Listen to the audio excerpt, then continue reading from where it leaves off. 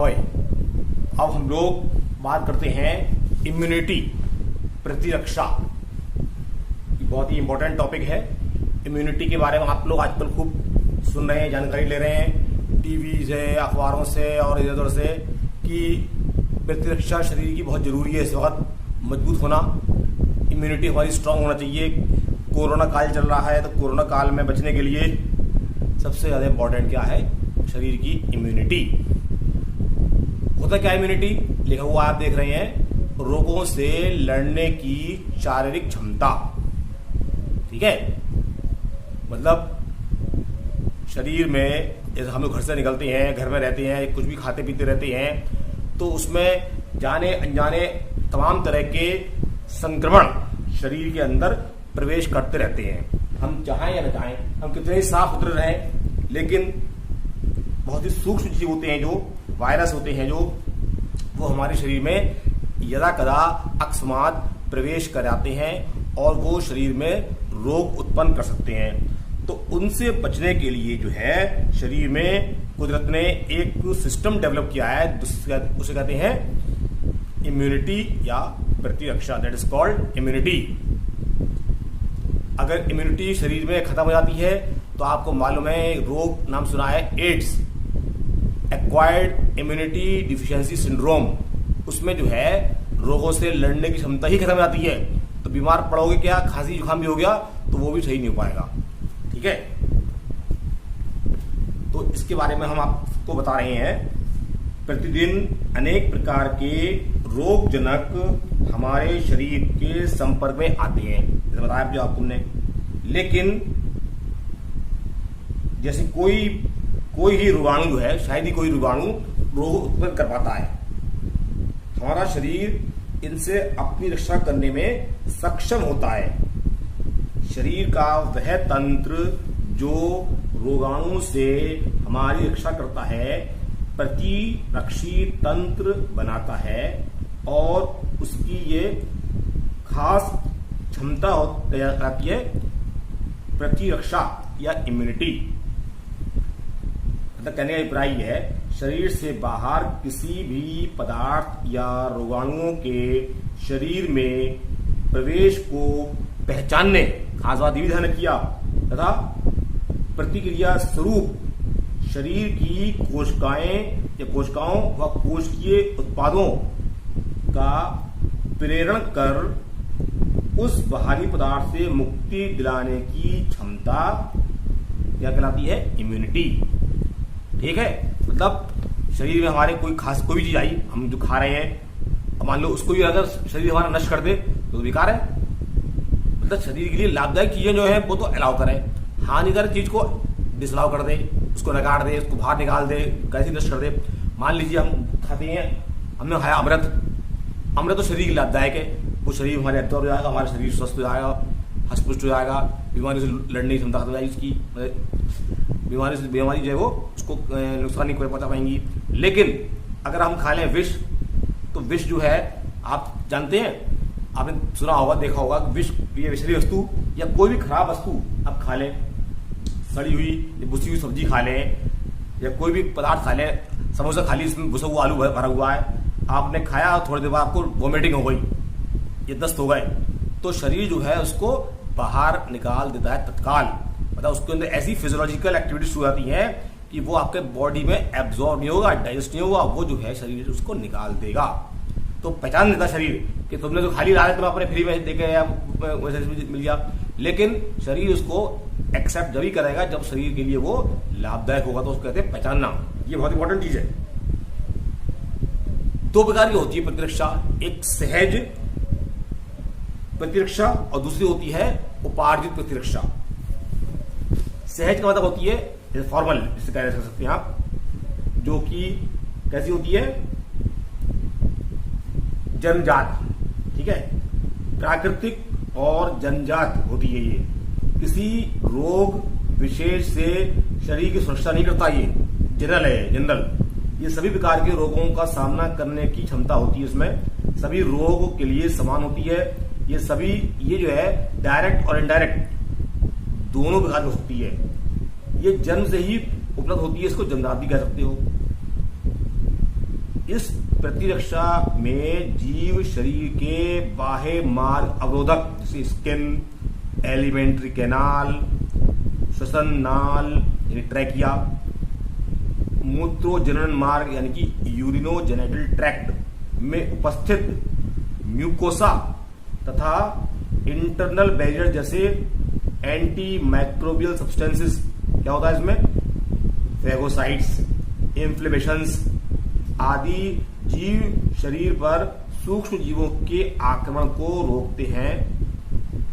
तो इसमें यह बात ध्यान रखने की है कि प्राकृतिक या अवशिष्ट जो होते हैं प्रतिरक्षा के रूप में 4 प्रकार के आप देख रहे हैं क्या होते हैं, बैरियर्स होते हैं। जैसे लिखा हुआ है भौतिक अवरोध, इसमें आती है स्किन, ठीक है, भौतिक अवरोध में स्किन आती है, स्किन है, म्यूकोसा है, ये आती है।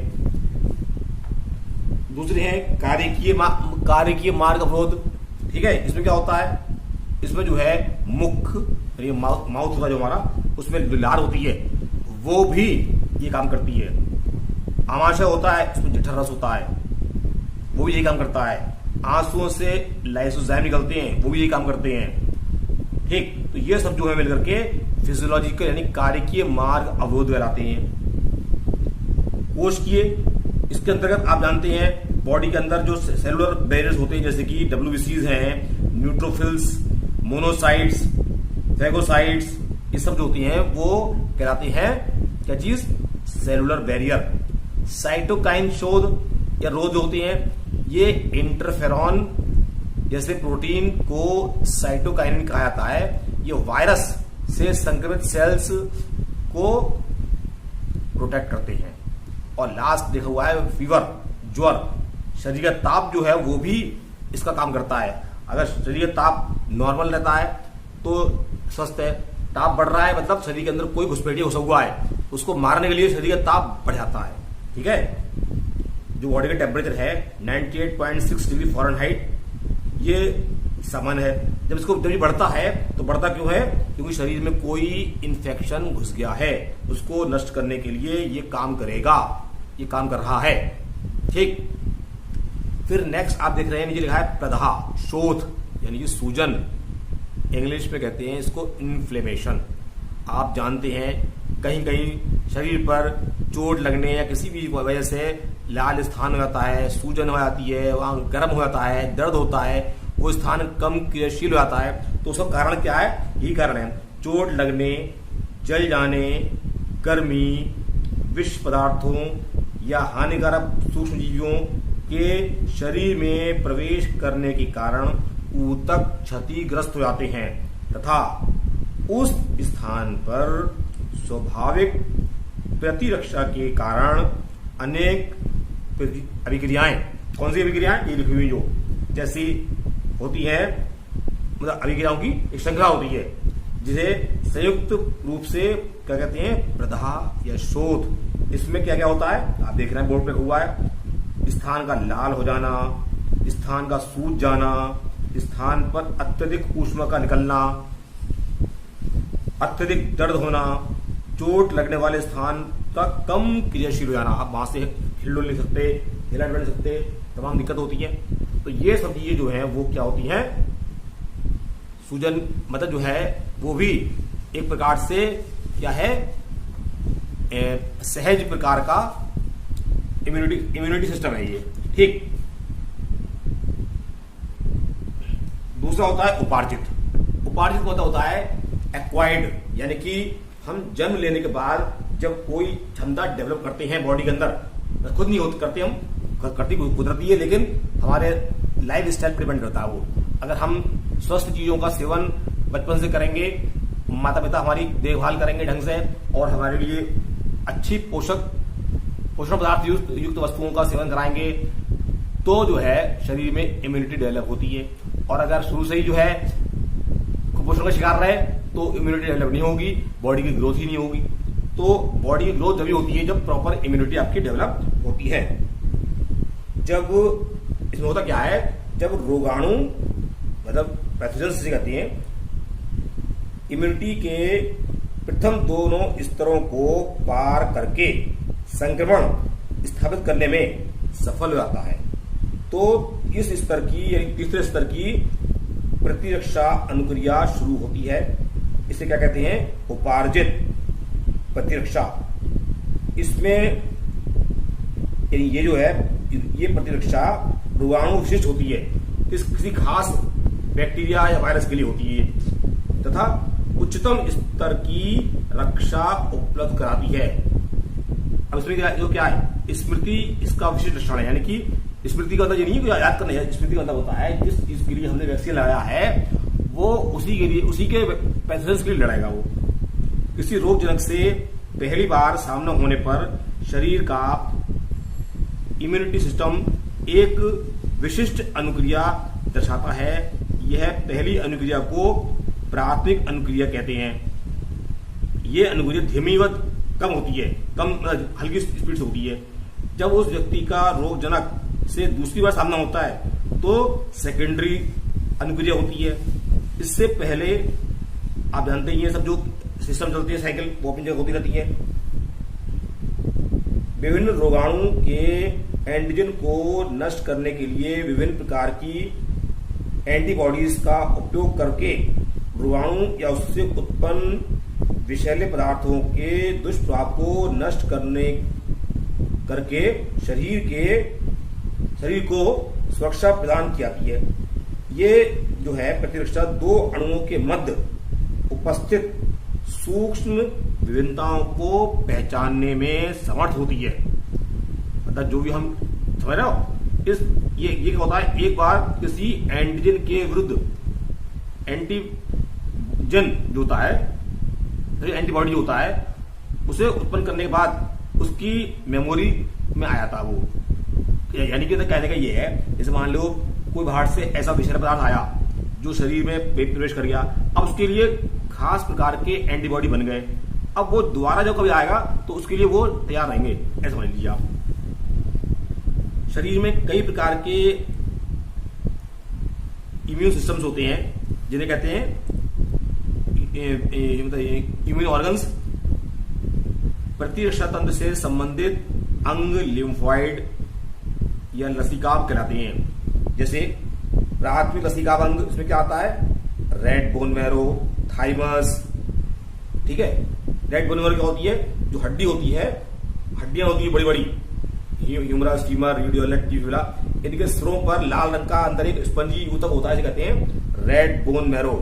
थाइमस ग्रंथि लगभग 8 वर्ष की आयु तक हृदय के सामने एक द्विपालित ग्रंथि होती है जो कि हार्मोन्स उत्पन्न करती है, उसे कहते हैं थाइमोसिन। ये हार्मोन जो है वो बॉडी के अंदर इम्यूनिटी डेवलप करते हैं।